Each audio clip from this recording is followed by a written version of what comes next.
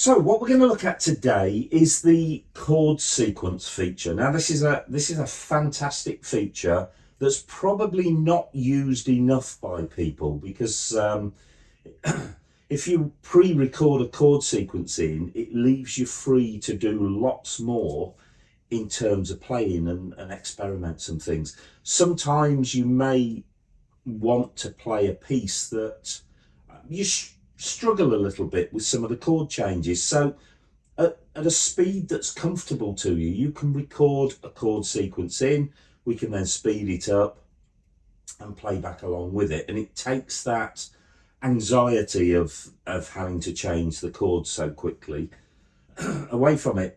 Some people struggle with faster tempo pieces of music. You may be able to put the chord sequence in so you can concentrate more on the right hand. But let's have a look at the different ways that we can use excuse me, chord sequences. Now, to access chord sequences, it's on our tabs along the bottom on the main page, and it's called Chords. So we press that. Now, I don't know how many of you realise, but every single factory style, so if we go in here and we choose a factory style, so let's go to ballad and we'll go to home ballad, every single factory style has a chord sequence sample actually programmed in. Now, when I say sample, sometimes it's just a little snippet, just a few bars, sometimes it's almost the whole piece, and sometimes it is the whole piece. It depends on the particular style, but what it's great for is to enable you to actually audition each style and see how it should actually be used, and it enables you to listen to it with some nice chord changes in and give you some ideas. So I've chose home ballad. Now I know that style is based on the Michael Bublé song Home, so let's press exit. We're on our chord sequence page and it says chord sequence for home ballad, but actually I can't see any chords. That's because to load the chord sequence, you need to press the start sequence icon just there. And lo and behold, our chord sequence lines up. Now, we've only got 4 bars. That will keep repeating. And if I play it, just think of the Michael Bublé song Home in your head. That's what it is.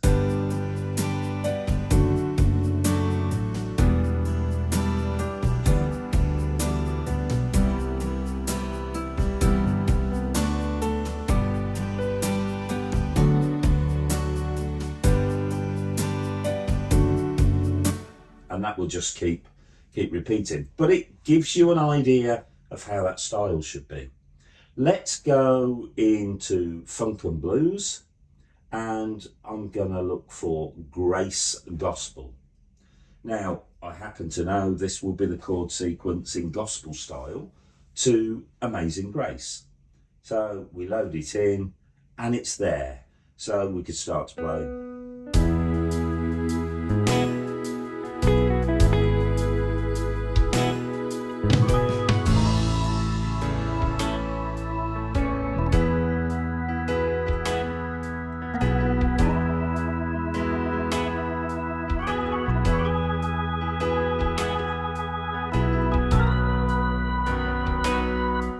Okay, you can change variation, and that will bring in your different keyboard set libraries as well.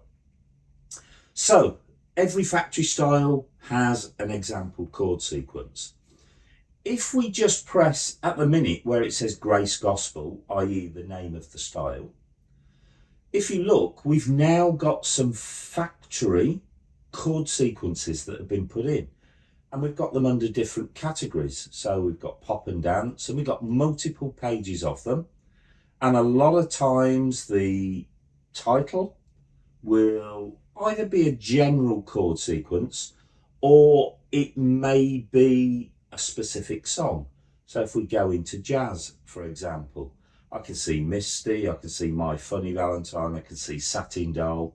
Okay, let's choose Satin Doll. I press exit. Once again, I can't see the chord sequence at the moment, but if I press the start sequence, there it is. But hang on, we've still got the Grace Gospel rhythm. That's not going to be appropriate for Satin Doll. Now, there's a good and a bad side to this. First of all, the bad side is that you might get a mismatch like this. But the good thing is that chord sequence for Satin Doll, I can try that and audition that with lots of different rhythms. So I can try some different swing rhythms. I might want to try it as a bossa nova, just for something different. I could do that. So the first step we need to do is to choose an appropriate rhythm. So I'm going to choose Jazz Quartet because that seems appropriate. We'll exit. It's wanting to load the chord sequence, the preset chord sequence for Jazz Quartet, but I don't want that. Let me take the tempo down because that's far too fast for Satin Doll. So I'm going to put it about 120. I'm going to press where it says Jazz Quartet there, and I'm going to find the factory chord sequence for Satin Doll. Load it by pressing the start sequence icon, and there it is. So we are now ready to play.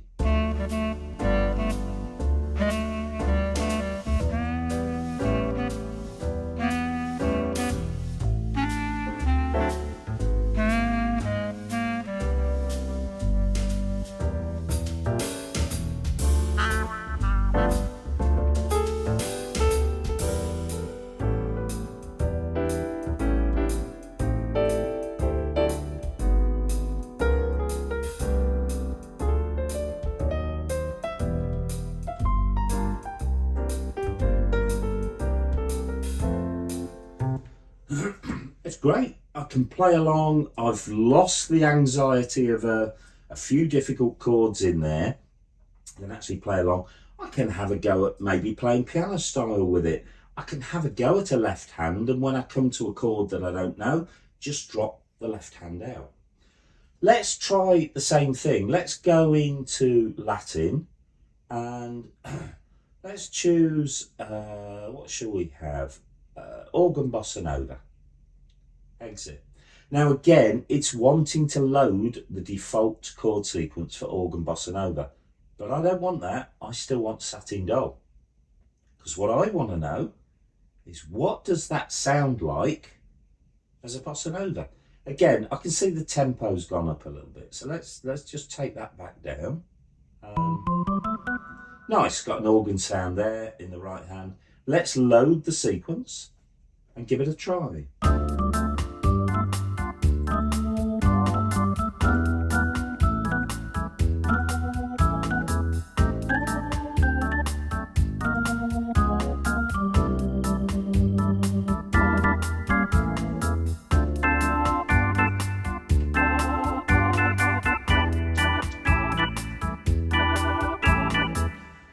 It's great, it works.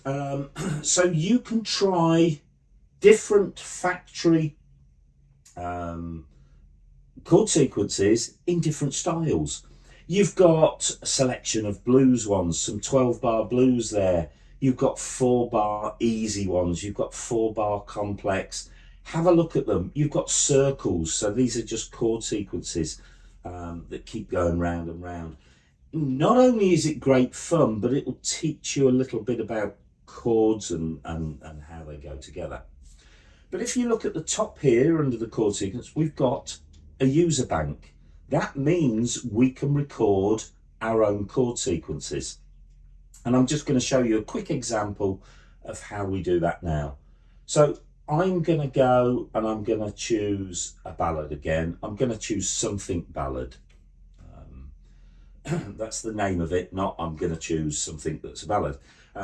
It's on page 1 for those who want to know, and in the factory ballad bank. So we'll take that. I'm going to take the default tempo. To record your own chord sequence, it is as simple as press the record button.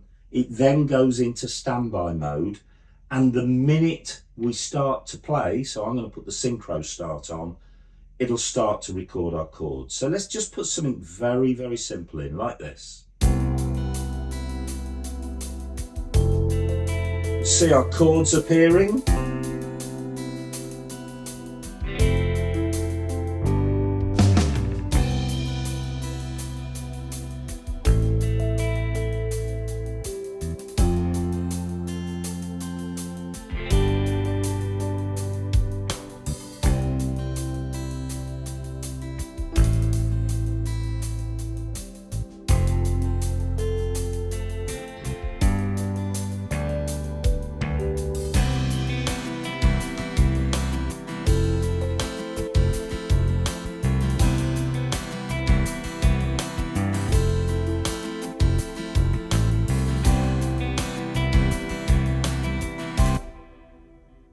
And that's it. Now, if you notice, and don't panic at this stage, when you press stop to stop the recording, you've got a totally blank screen. It's there and it's in memory, and the first thing you must do is go to our little 3 lines at the top, and we have an option, save chord sequence. So I'm just going to give it a name of sample. Okay, and I'm going to save it to user 1, and that's it. I still can't see it, but it's come up in the screen now. We've got a chord sequence called sample. How do we load it? We press the start sequence icon, and there is my chord sequence that we've just recorded in. To play it back, just simply press start.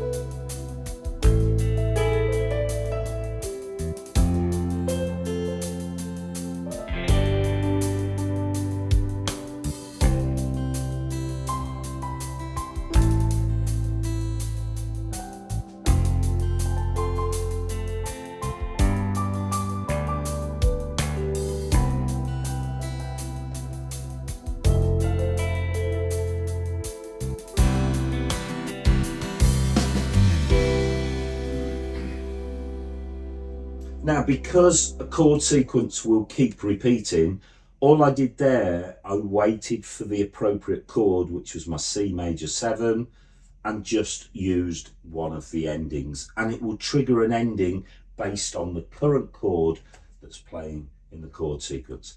So you can record as many chord sequences as you want. And like I say, it can be used for many different reasons. One may be that you're struggling with the chords for a piece that you've always wanted to play. It may be that you fancy doing something different with the left hand and don't want it to clash with the chords. So let's take the chords out separately, pre-record them, and then we'll play along. You might want to practice some piano style to a chord sequence. Lots and lots of different ways you can use it. So have some great fun with the chord sequencer.